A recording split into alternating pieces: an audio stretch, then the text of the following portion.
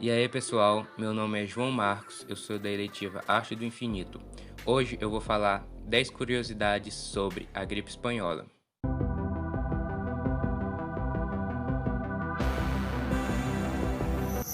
1. Apesar do nome, a gripe espanhola não teve origem na Espanha, mas sim em Kansas, Estados Unidos, no Forte Riley, uma grande instalação militar. Quando o soldado Albertin Gritchell apresentou sintomas da gripe em 1918, que logo depois atingiu a França e depois a Espanha. Porém, como os Estados Unidos e a França eles estavam muito envolvidos com a Primeira Guerra Mundial e a Espanha estava neutra, ela focou em cobrir as milhares de mortes das pessoas no mundo todo causadas pela doença. E pelo destaque que a imprensa deu a ela, a pandemia ficou conhecida por gripe espanhola. 2. Eles acreditavam que o causador era uma bactéria e não um vírus, pois um jornal espanhol deu uma explicação sobre o que estaria causando tantas mortes, porém informou que seria uma bactéria. E essa explicação foi aceita pelos cientistas, já que estavam desamparados naquela situação.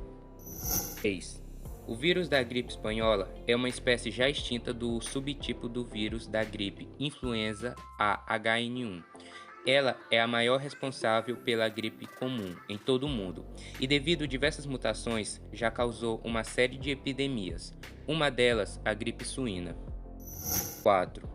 Com o vírus se espalhando e a Primeira Guerra acontecendo, a movimentação de diversas tropas ao longo do globo ajudou muito para que a epidemia tomasse um nível mundial.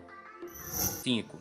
Na Primeira Guerra Mundial, mais de 9 milhões de pessoas morreram durante os 4 anos de batalha.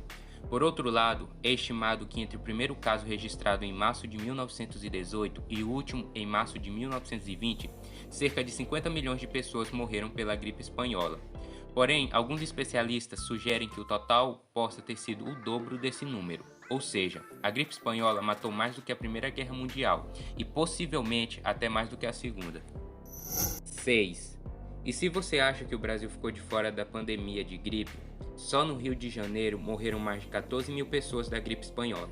Durante a crise, Carlos Chagas assumiu a direção do Instituto Oswaldo Cruz e implementou 5 hospitais emergenciais e 27 postos de atendimentos para a população no Rio.